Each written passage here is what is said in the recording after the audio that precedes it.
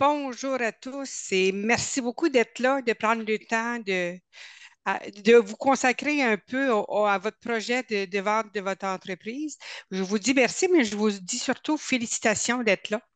Aujourd'hui, notre thème, préparer la vente de votre entreprise, y a-t-il des squelettes dans le placard? Pour le webinaire d'aujourd'hui, je serai accompagnée de Audrey Sébi, qui est une collègue conseillère en transfert d'entreprise aussi. Bonjour. Et nous avons aussi le bonheur d'avoir avec nous M. Martin Brassard. Mais peut-être avant de vous le présenter, vous donner quelques consignes. Si vous avez des questions tout au long du webinaire, n'hésitez pas à les poser là, dans le Q&A.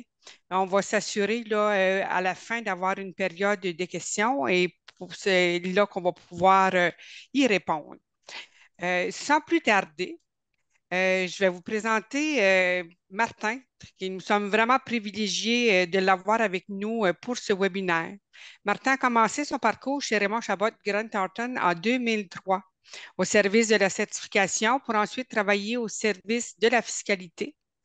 Il a intégré le service d'évaluation d'entreprise et de jury comptabilité en 2010. Puis depuis 2010, depuis 2019, pardon, il est associé au sein du service conseil. Martin est également membre de l'Institut canadien et expert en évaluation d'entreprise. À titre d'associé chez Raymond Chabot Grant Thornton, cet âge l'amène à couvrir entre autres les domaines suivants: relève et transfert d'entreprise, évaluation d'entreprise, réorganisation corporative, fusion, liquidation, achat, vente, transfert, fiscalité canadienne, incitatifs fiscaux du Québec. Quand nous avons sollicité Martin, notre besoin était plutôt vaste, mais surtout vague. Chose certaine, notre objectif était de sensibiliser les entrepreneurs sur différents thèmes, un peu pêle-mêle, ayant un impact sur la valeur de leur entreprise. Je suis convaincu qu'il saura répondre avec brio à ce besoin. Sans plus tarder, je vais passer la parole à Martin qui va nous entretenir à peu près jusqu'à 45 pour se donner une quinzaine là, de minutes là, pour passer une période de questions. Le tout devrait se terminer vers 11 heures. Fait que Martin, je te passe la main et la parole. Merci, Nathalie. Merci d'être là ce matin. C'est vraiment un privilège là, de vous entretenir là, du sujet là, donc la préparation de la vente de son entreprise. Nathalie a bien mis la table. Là. C'est un sujet qui était quand même assez vaste. J'espère en fait là, aborder là, des sujets qui vont vous toucher, qui vont vous aider là, à vous préparer pour la suite. C'était également sur l'aspect théorique, là, je vous disais, vous allez voir, quelquefois, je vais utiliser des termes là, qui sont un peu de mon cru, donc j'ai voulu en fait là, faire, disons, libeller les différents thèmes. Donc, je vais quand même là, vous décrire, vous faire la description là, de chacun de ces termes-là. Puis, en tout cas, comme je vous dis, vous gardez vos questions. On est là pour ça, donc de rendre ça interactif. Donc, on va débuter sans plus attendre. Donc, la première phase, la première section, donc on est au niveau de l'information financière. Donc, la première chose, le premier élément qu'on va avoir à regarder, donc ça va être l'information financière, les états financiers, les chiffres, l'historique des chiffres. Donc, j'aimerais l'aborder là, sous cette dimension-là. Donc, tout d'abord, ce qu'il faut comprendre, c'est que la comptabilité, c'est un système que j'appelle qui a deux pattes. Donc, c'est un de mes vieux profs de cégep qui nous disait ça, que c'est un système à deux pattes. Donc, ce qu'il faut comprendre, c'est qu'à chaque fois qu'on prend une action, qu'on prend une position au niveau de l'information financière, au niveau de la comptabilité, ça a toujours un double effet. Donc, à la base, on essaie d'atteindre certains objectifs, mais ce qu'il faut penser, c'est que nos actions vont mener à éventuellement une réaction à l'autre bout, donc qui peut avoir un impact positif ou négatif là, au niveau là, de soit l'évaluation de votre entreprise ou de la perception des éventuels acheteurs. Aujourd'hui, ce que j'aimerais que vous gardiez en considération, c'est que ce n'est pas tant quantitatif que qualitatif, tout ça. Donc, ce qu'on va parler aujourd'hui, vous allez voir, on est beaucoup sur le qualitatif, sur la perception, en fait, d'éventuels acheteurs à votre entreprise. Donc, comment vous préparer pour que de mettre la table. Donc, un terme que j'aimerais vous donner d'entrée de jeu, vous connaissez assez bien là, le concept des émissions de home staging. Ben, c'est un peu ça, là, préparer l'avant de son entreprise. On appelle ça du business staging. Donc, c'est de s'assurer que notre entreprise va être transférable. Donc, elle va être un format ou va être préparée à sa vente et qu'on n'aura pas de dépendance envers un ou quelques individus. Donc, on sait que le point de départ, c'est beaucoup les chiffres, c'est beaucoup la finance, donc au niveau de la comptabilité. Donc, je vous fais un peu la contradiction des valeurs. Pourquoi j'appelle ça, en fait, on a l'information financière utile.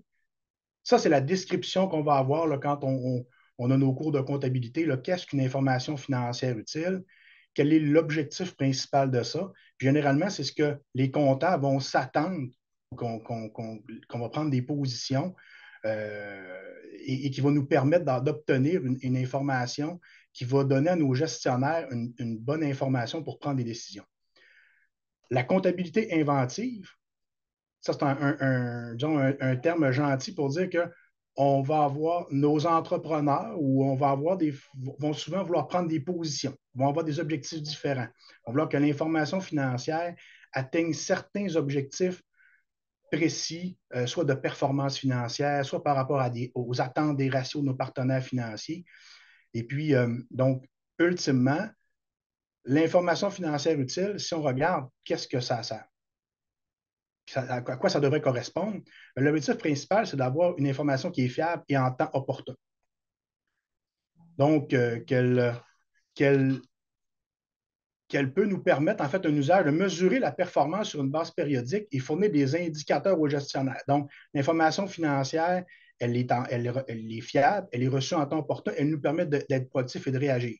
Au niveau de la comptabilité inventive, on va avoir un objectif principal qui va être d'être conforme à certaines attentes, comme je disais, de respecter certains ratios, de démontrer une certaine performance, disons, satisfaire en fait les attentes de nos partenaires financiers. Et puis, on va vouloir répondre à certaines demandes. Donc, la procédure d'un côté va être claire, documentée, basée sur le principe des bonnes pratiques d'affaires. D'un autre côté, centralisée et axée sur l'atteinte d'objectifs cibles. Donc, on va vouloir un peu, je ne dirais pas trafiquer, mais disons un peu interférer là, dans la présentation de l'information. Puis encore là, comme je dis, à la fin, on va faire un lien avec tout ça. Donc, les prises de position qu'on prend peuvent influencer non seulement la perception de la performance, mais aussi la perception de la qualité de notre information financière historique. Donc, ça va affecter la perception qualitative d'un éventuel acheteur. Donc, l'information financière utile va être axée sur la fiabilité de l'information, éviter des surprises quand on arrive à la fin de l'année. On va avoir tendance à prendre des positions des fois conservatrices, peut-être trop conservatrices. Donc, les deux valeurs, les deux systèmes de valeurs sont un peu en opposition. Puis ça ne veut pas dire que d'être trop conservateur, ça va être utile. Peut-être qu'on va prendre des mauvaises décisions des fois. Donc, ultimement, les bonnes pratiques d'affaires devraient nous permettre d'avoir une information qui est fiable, mais pas trop conservatrice. Donc, au niveau de la comptabilité inventive, on va avoir un accent sur l'atteinte d'une performance financière, une tendance à prendre des positions optimistes et des fois complaisantes.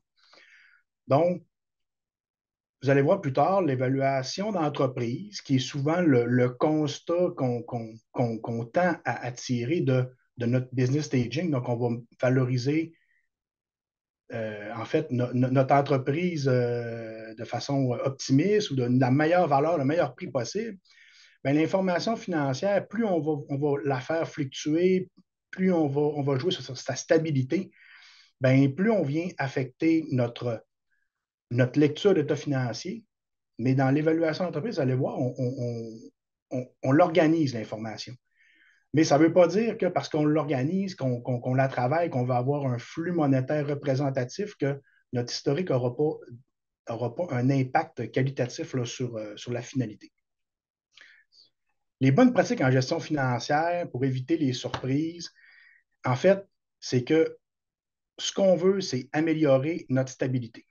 Plus notre flux monétaire va être stable, plus notre entreprise va démontrer un contrôle de ses finances, bien, plus elle va être facile à transférer, plus on va en fait solidifier notre prise de risque pour notre investisseur. Parce que l'évaluation d'entreprise, ce n'est qu'une question de risque. C'est j'investis mon argent dans une PME, dans une entreprise qui génère des profits, ben c'est les probabilités de générer à nouveau ce profit-là qui est le risque principal. Donc, une question de probabilité.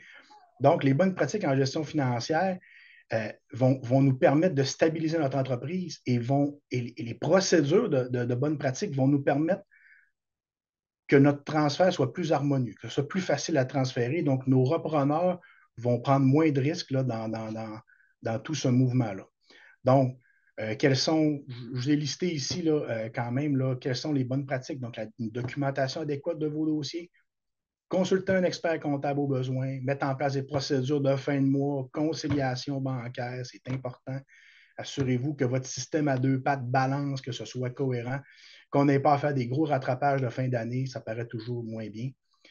Comparer les résultats réels avec les budgets, donc pour pouvoir être proactif, pour pouvoir s'assurer qu'on reste à niveau dans nos résultats. Documenter nos écarts, faire les écritures de régularisation annuelle.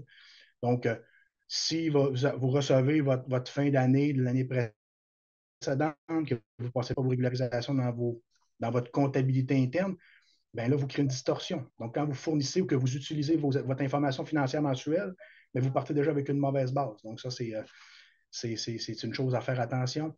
Sans être trop pessimiste, demeurer conservateur dans vos positions. Un principe de comptabilité, on essaie en fait d'être prudent dans nos positions. Assurez-vous de comprendre l'impact de vos prises de position, de vos décisions. Ne pas tenter de camoufler les incertitudes.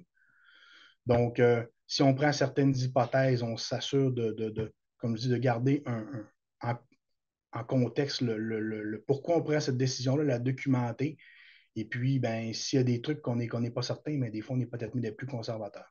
Gardez un œil sur votre environnement.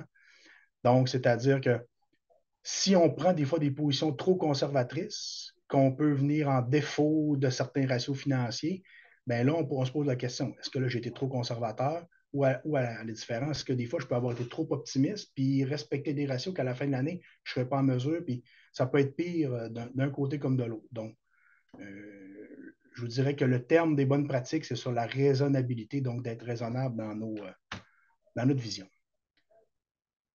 Pourquoi produire des prévisions financières? Ben, en fait, c'est la base de la compréhension de notre entreprise. Statuer sur notre rentabilité, sur notre performance, statuer sur la capacité financière versus nos investissements à venir à faire, protéger nos liquidités, protéger notre fonds de roulement, fixer des objectifs financiers, challenger son plan d'action.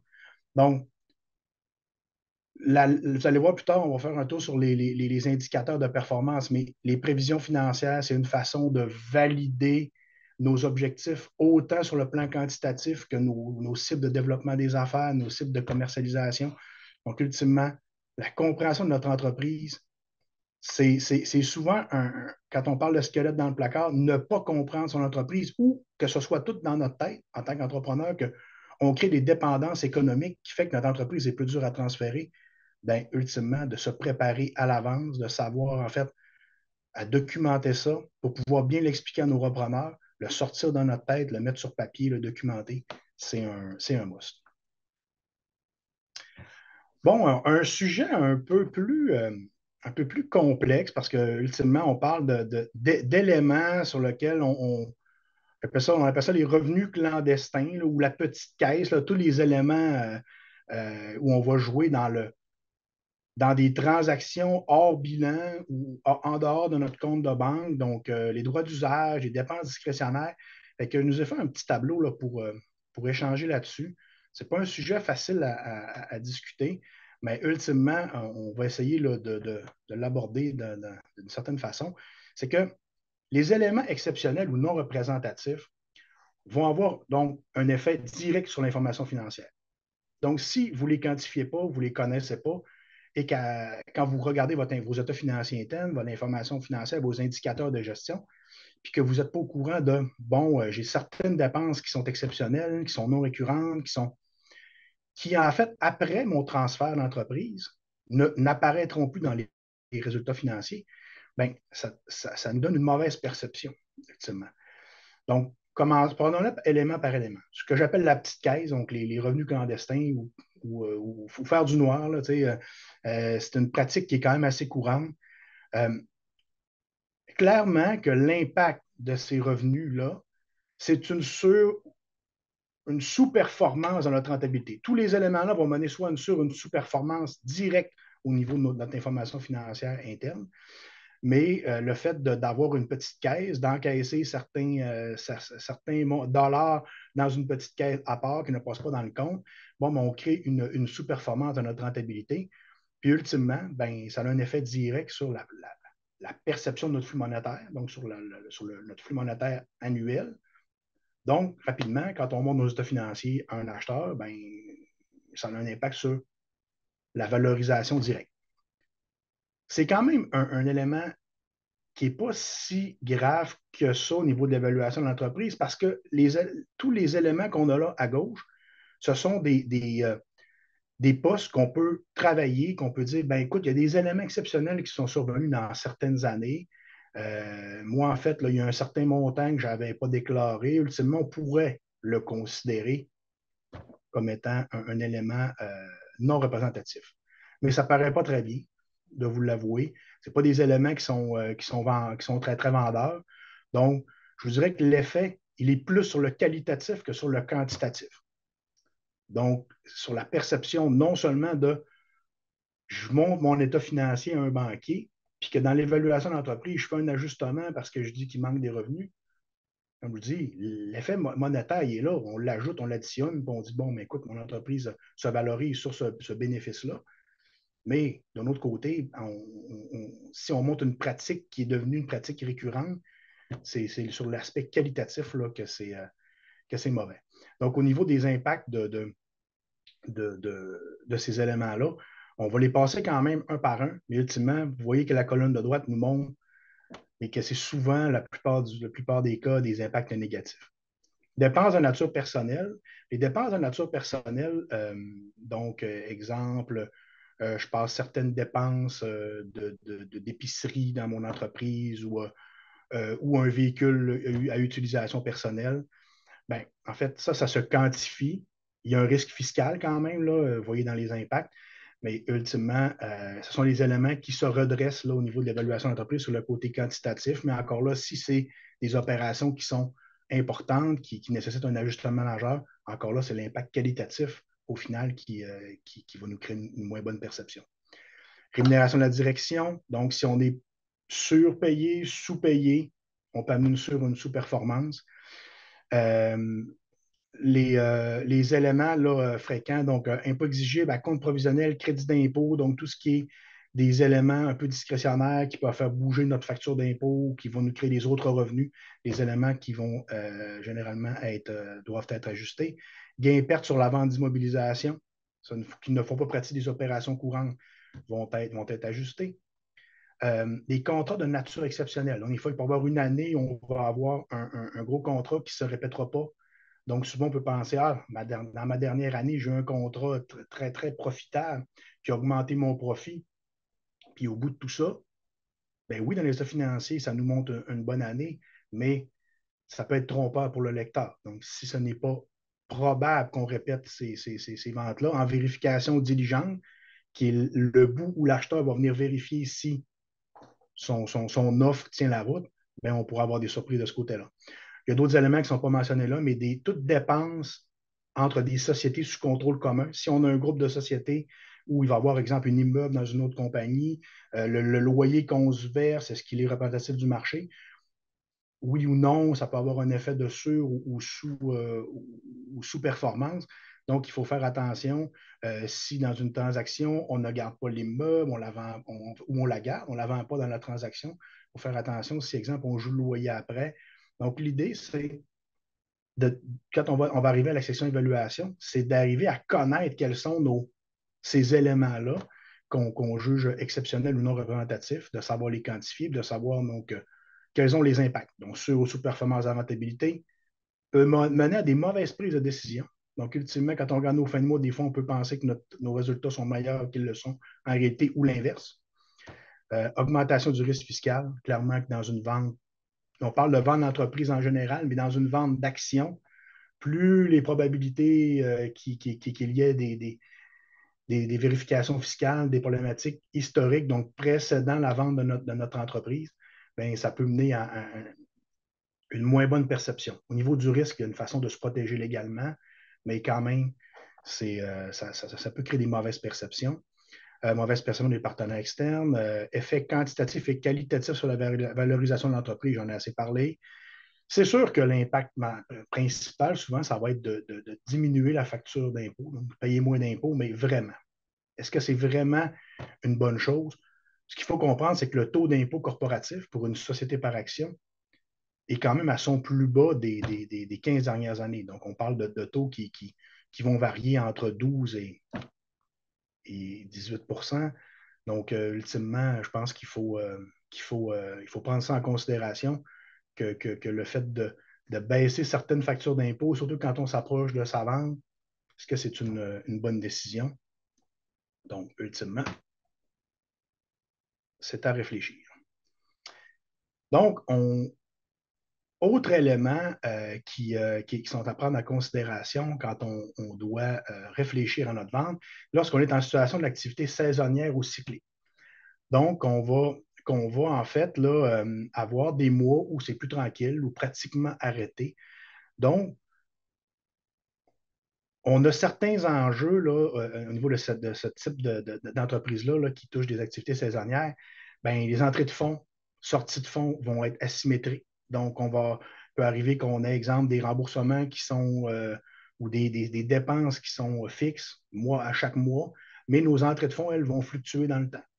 Les paiements et sorties de fonds fixes périodiques, donc remboursement de dettes. Est-ce qu'en fait, on peut parler à nos partenaires puis s'adapter, donc avoir des paiements qui sont saisonniers. Donc, ultimement, ce sont des enjeux qui sont importants. Et l'enjeu principal, c'est la gestion, la planification journalière des opérations. Donc, savoir quand on est en opération, que notre niveau de revenus dépenses est à son plus élevé, planifier ça, planifier les périodes creuses. Donc, si on fait un parallèle avec ce qu'on a vu tout à l'heure, au niveau de l'information financière, de la gestion des indicateurs, donc, si on a des bonnes projections, qu'on se fait des budgets de caisse mensuels, hebdomadaires, qu'on identifie, qu'on quantifie nos, euh, nos, nos creux de vague, en fait, qu'on met de l'argent de côté, qu'on sait quand c'est meilleur, quand c'est moins bon.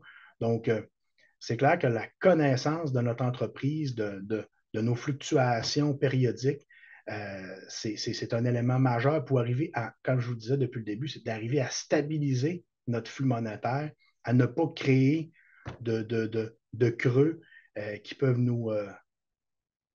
en fait là, nous amener en disons, des résultats financiers qui sont moins bons. Donc, ultimement,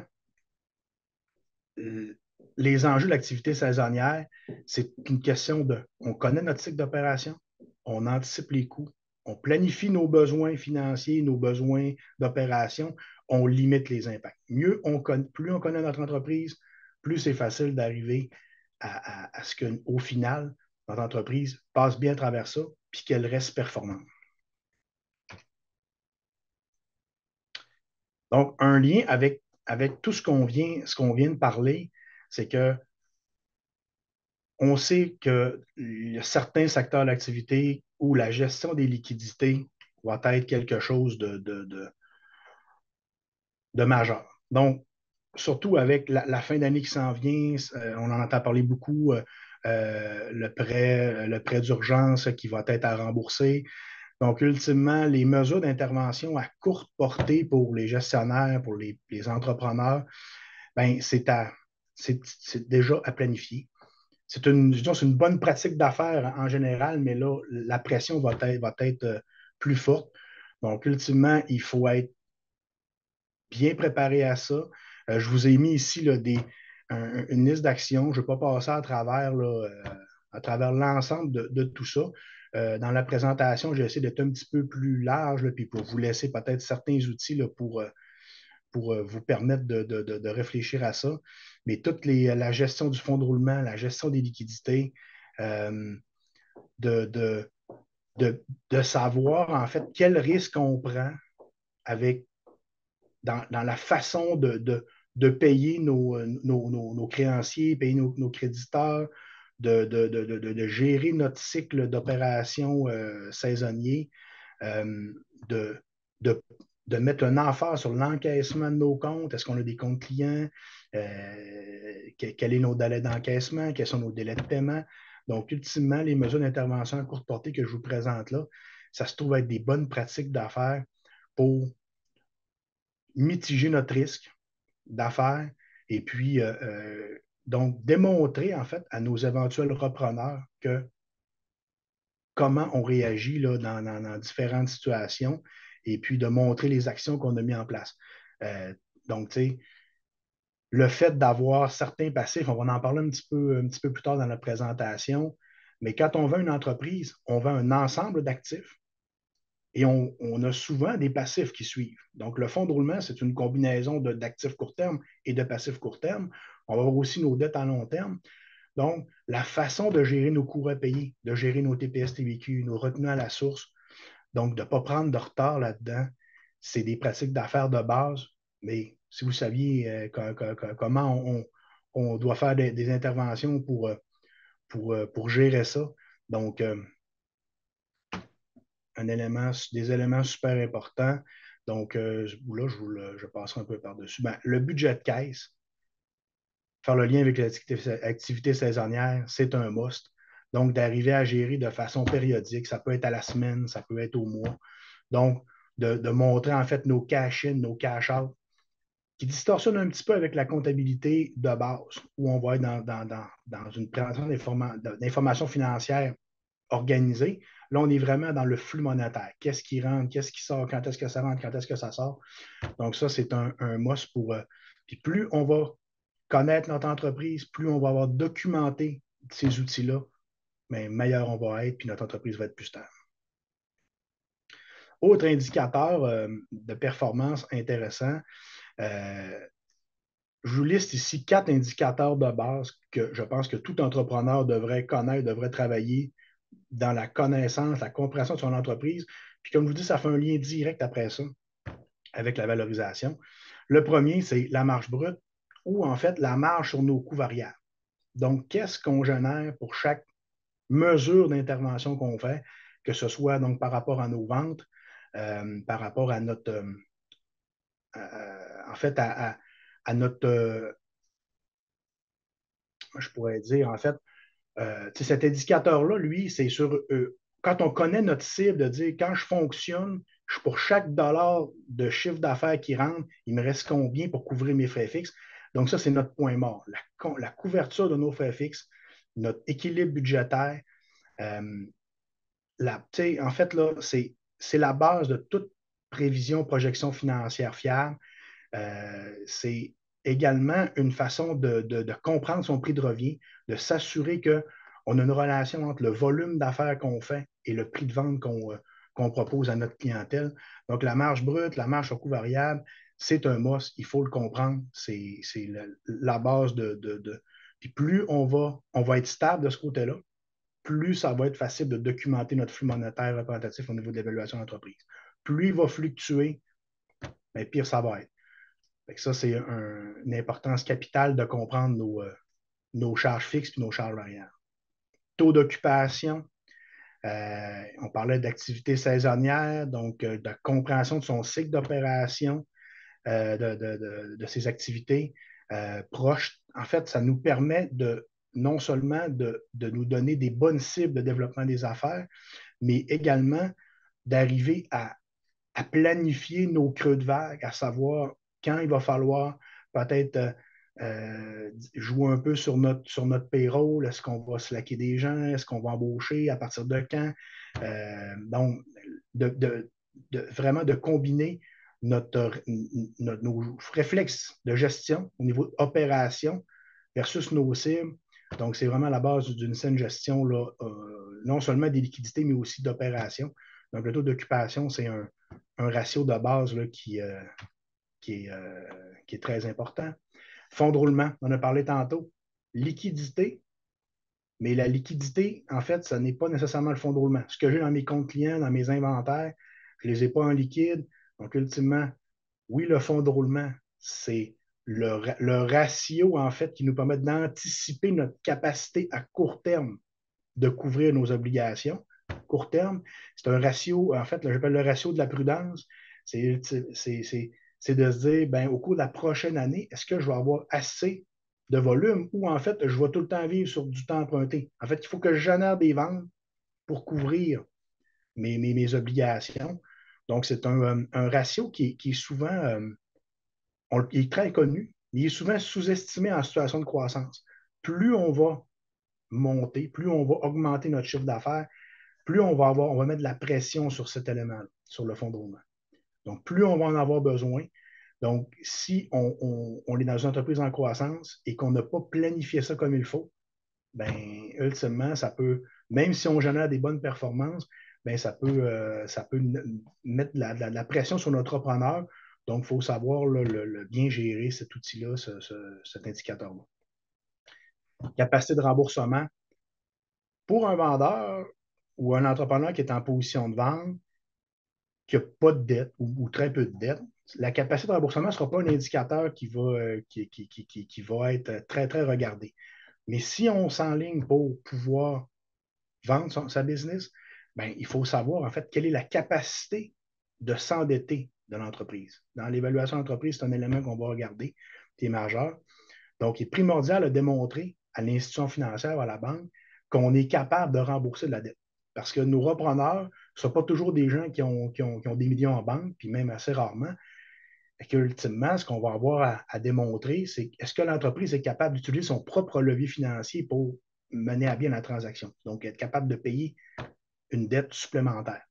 Donc, la capacité de remboursement, c'est un élément qui est majeur là, pour quand on tombe en position là, de vendre l'entreprise. Quand on vend, comme je disais tantôt, on vend les actions de l'entreprise, on va avoir l'ensemble d'actifs et on va avoir aussi des passifs assumés. Donc, c'est assez de base. C'est pour ça que je vous intègre ici certains concepts de financement. Donc, un mauvais financement va affecter de façon désavantageuse notre évaluation d'entreprise, ou du moins peut vous donner des surprises, en fait.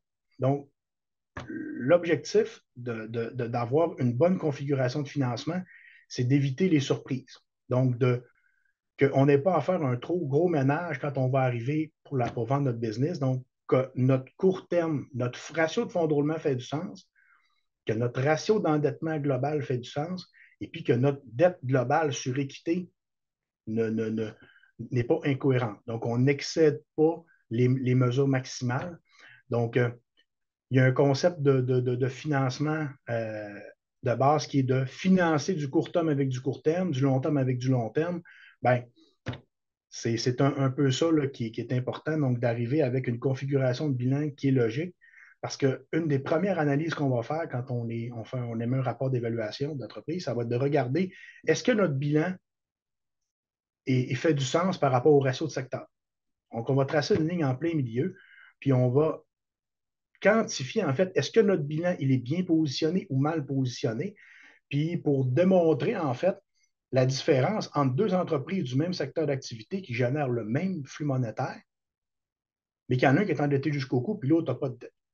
Donc, si on fait une capitalisation de base, que je pense que tout le monde a un peu des connaissances de base en évaluation, qu'on génère un bénéfice X et qu'on vient capitaliser, donc on vient multiplier le multiple d'évaluation, ça nous donne une valeur d'exploitation.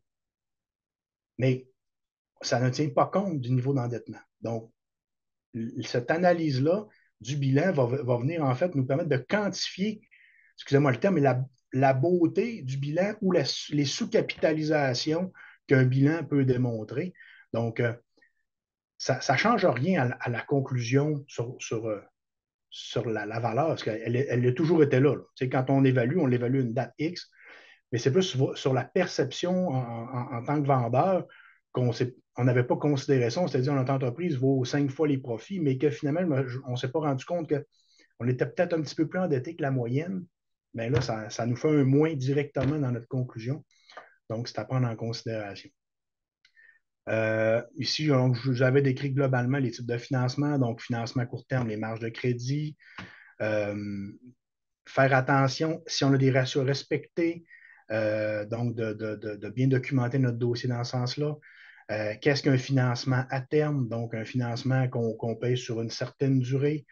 Est-ce que notre entreprise, c'est un financement qui est garanti, cautionné par l'actionnaire ou pas? Donc, c'est des concepts là, à prendre en considération. Les financements quasi-équité ou équité, capital de risque. Donc, on passe à un autre niveau. Donc, plus on augmente, plus on vient baisser le risque au niveau de l'entreprise, mais c'est le partenaire financier qui prend du risque. Généralement, les taux vont être plus élevés. Qu'est-ce qu'un cautionnement? Donc, un engagement de, de notre actionnaire actuel.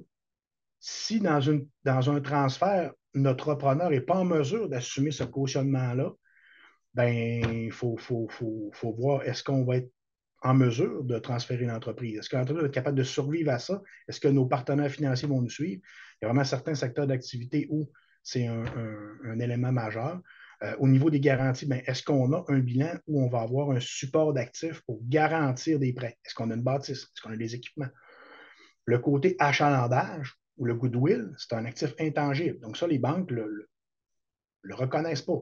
Donc, comme je dis, plus la configuration de bilan va être traditionnelle, va être cohérente, ben, ça ne veut pas dire qu'on n'est pas capable de faire le transfert dans d'autres cas où on va être dans des positions où justement il y a plus d'achalandage. Mais ultimement, il faut le connaître, il faut savoir dans quoi on s'enligne. Puis, je vous disais, c'est Monsieur Brassard, juste pour que vous soyez au courant, il nous reste 9 minutes avant la période de questions. excellent. Merci.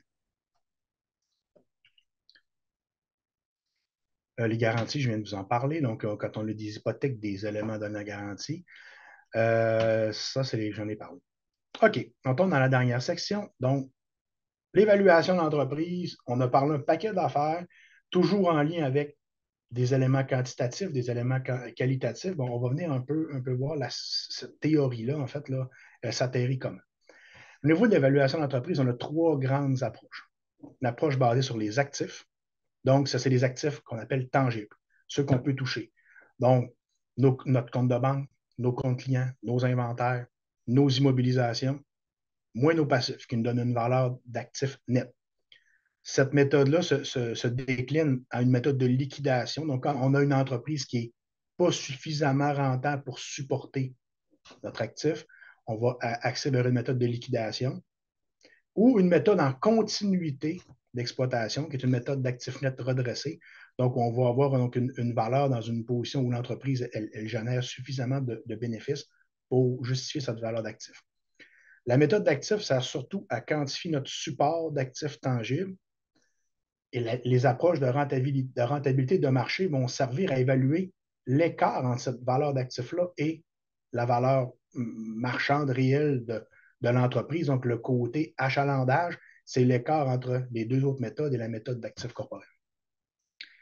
L'approche de rentabilité, je ne vais pas rentrer trop là, dans les détails, mais c'est vraiment, comme je le dis depuis le début, basé sur le flux monétaire représentatif de l'entreprise. C'est le concept de je suis investisseur, j'investis mes dollars dans une PME, je m'attends que ces dollars-là vont générer un certain rendement. Et le rendement, c'est le risque, en fait. Donc, c'est basé sur le concept de taux sans risque. Vous allez voir tantôt, là, j'ai la petite formule de ça. Mais ultimement, c'est de dire, plus mon entreprise va être risquée, donc si on regarde tantôt, plus l'entreprise ou moins l'entreprise va être transférable, plus on va voir d'éléments de redressement importants pour avoir notre bénéfice représentatif. Donc, quand on parle de notre bénéfice aux états financiers et on a 10 lignes d'ajustement pour venir dire, ouais, pour le bénéfice plus probable, ben, il faut que j'ajoute un montant au niveau de la rémunération de la direction. Il faut que, que, que j'enlève mes autres revenus de façon importante. Donc, ultimement, plus on va avoir d'ajustements, plus le risque de probabilité de répéter ce flux monétaire-là est important. Donc, plus notre taux de rendement attendu va être élevé. Puis ce taux de rendement attendu-là se décline dans un multiple. Donc, 20 de taux de rendement attendu, puis je disais qu'il est un taux de rendement moyen, donc pour un placement là, en capital action, ben, c'est 5 fois. Donc, 1 sur 20 nous donne 5 fois de multiple. Donc, c'est comme ça qu'on vient rapidement décliner le multiple. Mais comme je vous dis, plus on est risqué, plus notre taux de rendement va être élevé, plus notre multiple va être bas, puis il va tomber en bas de 5, puis il va être plus bas. Au niveau de l'approche de marché, certains secteurs d'activité nous donnent des règles qu'on appelle empiriques. Exemple, des valorisations sur chiffre d'affaires, sur BAYA, sur un nombre mettons, comme je donnais l'exemple, des prescriptions, des ventes brutes, des commissions. Donc, ultimement, il y a certaines approches de marché qui sont basées là, sur des transactions réelles. Donc, quand on a connaissance de tel marché, ben, on va devoir le quantifier. Puis, ultimement, c'est les 3 approches. Puis, comme je vous disais, les 2 approches de rentabilité de marché sont comparées à la méthode d'actif. Si la méthode de rentabilité ne supporte pas notre méthode d'actif, là, on doit se questionner. Est-ce que l'entreprise est suffisamment rentable versus les actifs qu'on détient? Donc, vous voyez ici les formules de base. Donc, l'approche actif, on part des capitaux propres comptables. On ajoute ou on soustrait les écarts entre la juste la valeur marchande et la valeur comptable. On va venir ajouter ou soustraire ce qu'on appelle le bouclier fiscal, donc les estimations d'économie d'impôt quand on est en valeur d'action. Donc, si on vend nos actions, on a un facteur correctif là, pour un impact fiscal désavantageux pour l'acheteur. On va avoir les éléments d'actifs incorporels, donc tout ce qui est brevet, goodwill, comptabilisé au livre, on les soustrait, qui nous donne la valeur d'actifs corporels. Approche de rentabilité, donc on part du flux monétaire représentatif ajusté fois notre multiple, plus ou moins là, notre valeur actualisée de nos économies d'impôt, plus ou moins nos actifs excédentaires. Là, comme vous êtes tantôt, si notre bilan est beau, qu'il y a des surplus, qu'on a des placements, qu'on n'a pas de dette, donc ça peut créer un facteur correctif ici pour amener à notre résultat final. Et l'approche de marché, donc, on parle souvent du BAYA, un multiple de BAYA qui nous donne une valeur un peu plus élevée. Là. On est avant dette. L'autre, on est dans un concept où on est entreprise endettée, tandis que dans la méthode empirique, on obtient une valeur souvent juste de goodwill ou immobilisation servant à l'exploitation et goodwill et achalandage. Donc, c'est une approche qui est un peu différente, mais souvent, on aime les faire toutes les deux pour se comparer. Donc, comme je vous disais tout à l'heure, donc, le multiple d'évaluation, c'est le côté qualitatif de l'évaluation d'entreprise. Donc, tous les facteurs qu'on a vus tantôt, toute la préparation de notre entreprise à son transfert, plus elle va être transférable, moins on va avoir de dépendance économique ou opérationnelle envers un ou quelques individus, employés clés, clients. Tout ça a un effet sur notre risque. Certaines dépendances envers certains fournisseurs, plus on va être dans les secteurs d'activité qui vont fluctuer. Donc, ultimement, ça va avoir, oui, un effet sur notre rentabilité, mais un effet encore plus important sur notre risque, donc qui peut faire baisser notre multiple d'évaluation. Donc, tout ce qu'on a vu tantôt, le fait d'amener des bonnes pratiques d'affaires dans l'entreprise, ça consolide ce risque-là, ça le mitige, ça le réduit. Et je vous donne un peu comment nous, on documente, là, c'est assez sommaire, mais on part en fait d'une technique d'accumulation. On part du taux sans risque, on ajoute nos primes de risque jusqu'au risque spécifique de l'entreprise, qui est vraiment le jugement de l'évaluateur. On va documenter, en fait, est-ce qu'on a est-ce qu'on a beaucoup de fluctuations dans notre flux monétaire historique? Est-ce que notre support d'actifs est faible? Est-ce qu'il est bon? Est-ce qu'on a une rotation de personnel qui est élevée, une concurrence forte, faible? Donc, ultimement, on a documenté tout ça. Et puis, ça va avoir un impact là, qui est majeur. Donc, tous les éléments qu'on a vus tout à l'heure sur les dépenses discrétionnaires, donc, même si on peut les ajuster, ça peut avoir un double effet. Donc, peut-être qu'il y a des éléments que notre acheteur va dire, moi, ça, je ne le reconnais pas, je ne suis pas prêt à payer pour ça. Donc, $1 qu'on va se faire refuser un ajustement peut avoir un effet de 4-5 en valeur. Donc, c'est quand même majeur. Qu'est-ce qu'on doit retenir de tout ça? Prise de position comptable qui affecte, ça n'affecte pas de façon définitive l'évaluation de l'entreprise, donc on en a parlé. On peut faire certains ajustements pour documenter notre flux monétaire représentatif. Certains éléments ont un effet plus significatif sur le qualitatif que sur le quantitatif. Donc, effet sur le multiple, ce qu'on vient de dire. Le support d'actifs tangibles et la structure de financement affectent grandement la conclusion. Donc, si on joue mal son financement, qu'on entretient mal ses équipements, sa bâtisse, ça a un effet là, direct parce qu'on va devoir considérer nos réinvestissements. On va devoir considérer les dépenses pour se ramener à un certain niveau. L'évaluation du risque spécifique est cruciale pour statuer sur la valeur. Plus le nombre d'ajustements est élevé, plus on va mettre en doute la valeur. Puis au final, c'est une réflexion qui est axée sur la probabilité. Moi, en tant qu'investisseur, en tant que repreneur, quelles sont les probabilités que je vais être capable de faire ce que mon cédant faisait avec l'entreprise? Donc, l'évaluation de l'entreprise, c'est ça. C'est ça. Se positionner là-dessus, puis arriver là, à conclure sur une valorisation qui est cohérente. Donc, c'est une approche l'évaluation de l'entreprise, c'est une approche qui est prospective, mais on se base sur l'information historique pour se prononcer. J'ai fait le tour. Est-ce que vous avez des questions? Alors, on passe maintenant, oui, effectivement, à la période de questions et réponses. Nolwenn, est-ce que dans le chat, tu as eu des questions? J'en ai eu une. C'est la suivante. Je fais de l'argent au noir. Comment je peux le réintégrer dans la vente de mon entreprise? Ben, en fait, là, ce qu'on voit en pratique, là, c'est que ces dollars-là qui se trouvent à ne pas être déclarés font partie de la rémunération de la direction, font partie de la rémunération de notre actionnaire. Donc, ce qu'on va généralement faire, c'est de le valoriser par rapport à la rémunération au marché de notre actionnaire, en plus ou en moins. Donc, si en fait notre actionnaire a vécu sur des dollars de la petite caisse, ben, ça fait partie un peu de son salaire. Donc, on va redresser son salaire en plus. C'est la façon usuelle, mais comme je vous dis, ça a quand même ses limites, là.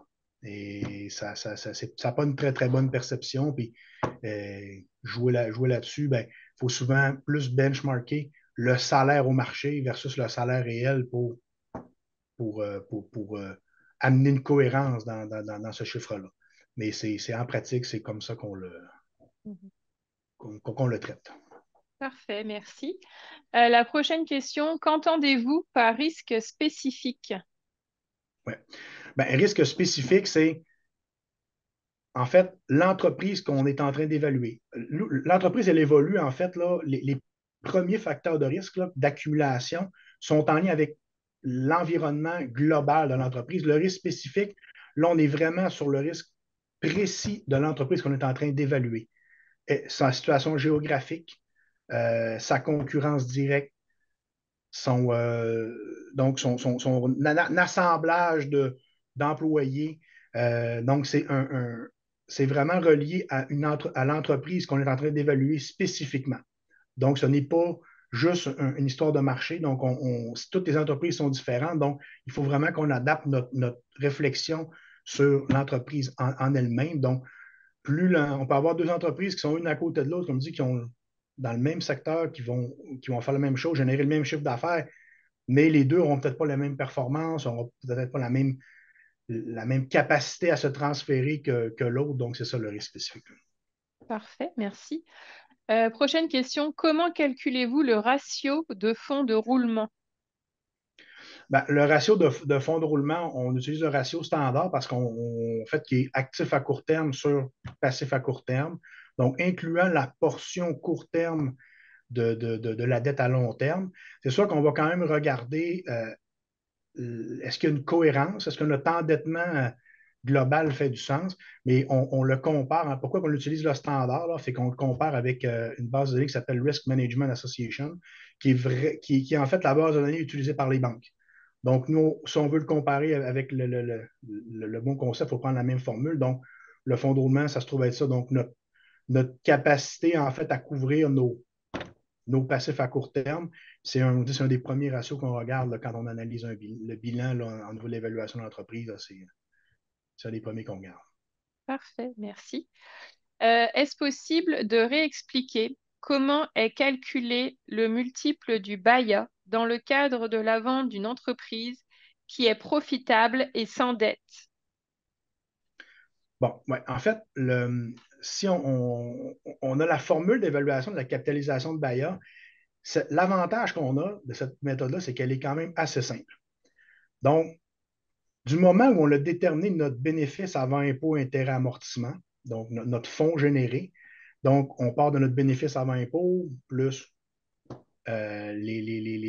nos intérêts sur dette long terme, nos amortissements comptables, qui n'est pas une sortie de fonds réelle. Donc, on va déterminer notre bailleur représentatif. Tout le monde, on l'a déterminé. Bien, le multiple d'évaluation, lui, il est souvent basé sur des transactions au marché.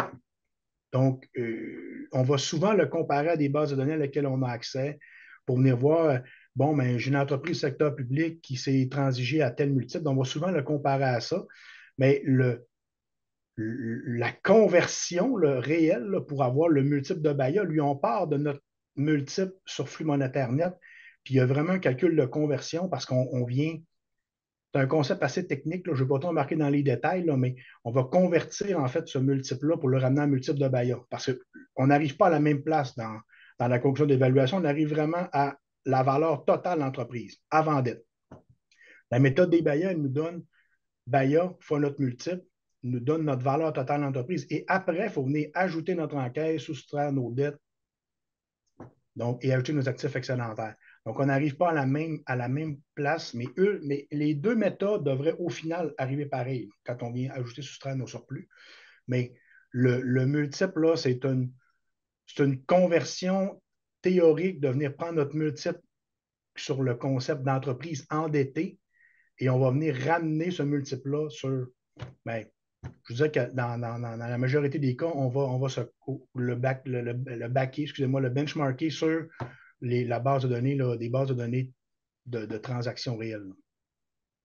On sait que dans le marché, là, les institutions financières vont souvent utiliser une règle de pouce, c'est-à-dire entre 4 et 5 fois les bailleurs, mais chaque secteur d'activité a quand même ses particularités. Donc, nous, on a accès à quand même certaines bases de données qui permettent de voir ces règles de pouce là, et essayer de comparer à nos méthodes principales. C'est souvent une méthode corroborative.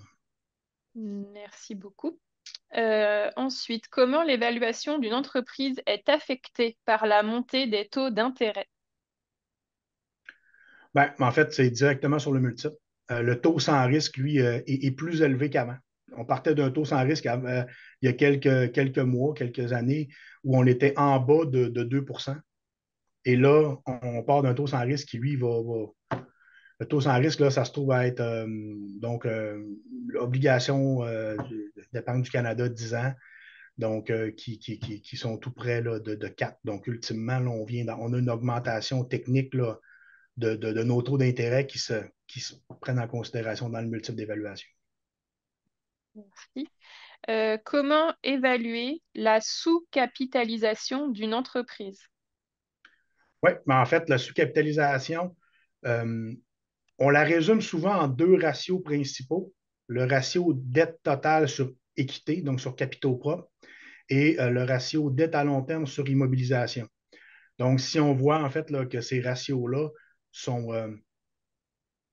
ne respectent pas les ratios de secteur, là, donc comme dit, on va tracer une ligne, vous donner un exemple. Si le ratio de dette équité, on dit que le secteur devrait se situer à 2,5 pour 1 ou 3 pour 1, bien, on va en fait là, venir faire des tests. Donc, on va mettre notre bilan réel. On va faire des ajustements pour voir, bon, ben, écoute, combien il faudrait que je diminue mon endettement pour que mon ratio de dette équité, mon ratio de dette à long terme sur immobilisation, tout ça à la valeur marchande, là, on se fait un calcul pour se ramener dans un bilan pro forma théorique, là, bien, ça va nous permettre de quantifier, en fait, si je suis de combien il faudrait que je réduise ma dette pour que mes ratios fassent du sens. Donc, pour faire une histoire courte, là, ça ressemble à ça. Puis des fois, on va regarder aussi, il peut arriver qu'au niveau du fonds généré, du coût de la dette, est-ce que ça fait du sens? Est-ce que notre BAYA, en fait, donc on peut le revalider aussi comme ça, mais ultimement, on y va surtout sur les ratios de bilan. Ok, merci. Prochaine question. Par rapport aux indicateurs, est-ce qu'il y a une charte détaillant la moyenne des bons pourcentages à atteindre ou maintenir par secteur d'opération? Et la personne précise, je parle évidemment des indicateurs de performance. Bien, en fait, là, c'est sûr que les indicateurs de performance, il va y avoir grossièrement des indicateurs de bonne pratique, là, en général, là, au niveau du fonds de roulement, donc au niveau de nos mesures de performance. Euh, mais la source, je vous dirais, publique, là, qu'on va souvent regarder, c'est au niveau de Statistique Canada. On est capable de sortir par coefficient certains, certains résultats types là, par secteur d'activité qui peuvent nous donner en fait des mesures de performance au niveau résultat, surtout. Là. Je dirais qu'au niveau bilan, des sources publiques, il y en a moins. Mais je vous dirais que ça, on sait quand même assez rapidement, c'est toujours un peu du standard, c'est plus du standard disons, au niveau des ratios de bilan. C'est sûr qu'il va y avoir des variabilités de ce côté-là, mais au niveau de la performance de résultats, donc les marges brutes, les marges nettes, les marges salariales sur chiffre d'affaires, Statistique Canada nous donne quand même là, en fait, l'outil qui s'appelle le Performance Plus, je ne sais pas si ça s'appelle encore comme ça, mais on utilise beaucoup là, cette base de données-là pour benchmarker nos ratios de performance. Parfait, merci. Ensuite, est-ce que les taux d'intérêt actuels, peut-être que ça rejoint celle à la question à laquelle vous avez répondu plus tôt, mais c'est est-ce que les taux d'intérêt actuels peuvent influencer le prix de vente dans le sens où les prêteurs voudront s'assurer d'être remboursés? En fait, là, au niveau de l'évaluation, j'en ai parlé tantôt. Mais ça ne veut pas dire que l'évaluation de l'entreprise arrive avec une conclusion, parce que l'évaluation de l'entreprise, ce n'est pas une science exacte. On arrive toujours avec une fourchette, donc un bas et un haut, avec une certaine, là, un certain écart entre notre bas et notre haut. Là. Quand on va arriver du côté acheteur, la capacité de rembourser de l'entreprise, c'est vraiment sur le prix. Donc, la différence entre juste valeur marchande et prix, c'est là. Donc, ça veut dire que notre acheteur n'aura peut-être pas la capacité de payer un prix qui est dans la fourchette de juste valeur marchande. Et ça appartient vraiment à chaque acheteur. Mais généralement, les deux devraient être cohérents. Donc, dans certains secteurs d'activité, il peut arriver que les multiples d'évaluation soient un peu plus élevés, qui fait qu'on sorte un peu du 4 à 5 fois les BAYA, puis que là, ben, va nécessiter en fait que notre acheteur ait une capacité financière personnelle plus grande. Mais de façon générale, oui, les taux d'intérêt vont. En fait, non, ça n'aura pas nécessairement d'impact autre que ce que j'ai déjà dit au niveau du multiple, là, le niveau du taux de base, mais au niveau du prix, c'est vrai que là, des fois, c'est pas nécessairement cohérent les deux. Ça devrait l'être, mais c'est pas toujours. Il y a des petites distorsions quelquefois. Parfait. Je vais vous poser une dernière question. Combien peut coûter l'évaluation professionnelle d'une entreprise? Ben, écoutez, ça, c'est une question pas facile parce que un rapport d'évaluation d'entreprise, il y a trois types de rapports d'évaluation, donc rapport de calcul, estimation, rapport exhaustif. Chaque entreprise est différente. Chaque entreprise va avoir des actifs différents, un endettement différent, va nécessiter un travail. Mais grosso modo, un rapport d'évaluation d'entreprise, c'est un peu comme un état financier. Il y a un coût de base, puis plus le dossier va être complexe, plus ça va se chiffrer, mais c'est un investissement qui peut facilement se chiffrer là, à 7, 8, 10 000 et plus, là, tout dépendant du type de rapport, type d'entreprise. Est-ce qu'on parle d'évaluer plusieurs entreprises d'un même groupe? Non. Mais c'est une question pas si évidente. Il faut quand même, nous, qu'on voit l'état financier pour voir de quoi on parle quand on se prononce sur un budget d'intervention. Si je peux rebondir là-dessus, c'est une question qu'on a très fréquemment de la part de nos cédants. Et puis, ils ont du mal des fois à comprendre qu'effectivement, on ne peut pas leur donner un prix fixe parce que ça dépend vraiment de l'entreprise, ça dépend aussi de l'évaluateur, comment, justement, quel type d'évaluation il va faire, etc. Ça rejoint un petit peu comme la mise de fonds d'une entreprise, ben, ça dépend aussi de la capacité d'endettement de l'entreprise. Donc, c'est des questions où ça dépend du projet, de l'entreprise, des entrepreneurs, etc. Donc, c'est difficile de donner des chiffres exacts. Oui, puis aussi, peut-être un petit complément. Je veux dire aussi, on a certains actifs tangibles où l'évaluateur d'entreprise, lui, n'aura pas nécessairement les compétences d'évaluer un immeuble, d'évaluer des équipements. Donc, ça peut s'ajouter à la facture si on va avoir en fait plus de précision sur certains éléments d'actifs. Donc, c'est sûr que comme je dis, c'est très variable. Il y a une petite question là, qui n'a pas été répondue. Peut-être que ça va aller vite, là. Il nous reste Mhm. moins d'une minute. On dit que c'est les actionnaires qui ont investi, mettons, 100 000 $ d'argent personnel. Ils ne se sont pas remboursés encore, ils veulent vendre l'entreprise. Comment on va gérer la dette aux actionnaires? Ben, en fait, si c'est une dette, elle, présentement, elle est soustraite de la valeur des actions. Mais si on vend l'entreprise, ben, il va falloir qu'on trouve un moyen de rembourser cette dette-là, de remplacer cette dette-là par une nouvelle dette. Donc, ultimement, la valeur des actions va être réduite de cette dette-là, mais ça appartient quand même à nos cédants. Donc, généralement, il va falloir refinancer cette dette-là dans la transaction, mais dans la valorisation, à moins virtuellement qu'on la considère comme de l'équité, comme du capital action, qu'on l'ajouterait au prix à payer, mais ce n'est que sur une base, comme dit, théorique. Là. Dans la réalité, la dette, elle est là. Est-ce que notre acheteur va avoir besoin, en fait, ne sera pas capable de payer ça dans sa transaction? Donc, c'est plus sur la façon d'organiser la transaction sur le plan technique que dans la valorisation on va considérer cet élément-là. OK. Merci beaucoup. Merci, Monsieur Brassard, pour toutes ces informations. Merci pour toutes vos questions aussi que vous avez pu poser. Elles étaient très, très pertinentes et je pense que si on avait eu plus de temps, il y en aura encore qui viendraient. Donc, merci à vous d'avoir été présent aujourd'hui, Monsieur Brassard. Merci à vous tous participants d'avoir été présents. Vous avez un sondage qui s'affiche à l'écran. On vous invite à y répondre dès maintenant pour pouvoir, avant de quitter. Et puis, sachez que le webinaire a été enregistré. Donc, vous pourrez le retrouver dans les prochaines semaines sur le blog, tout comme nos précédents événements que vous pouvez également retrouver sur notre blog. Si jamais vous avez d'autres questions, n'hésitez pas. Vous allez pouvoir recevoir l'enregistrement du webinaire. Vous avez aussi le contact de Monsieur Brassard pour le contacter si vous avez des questions. Vous pouvez aussi nous contacter, Nathalie et moi-même, puis on sera ravis de répondre à vos questions. Merci à vous et une belle fin de journée. Merci. Merci, bonne journée. Merci.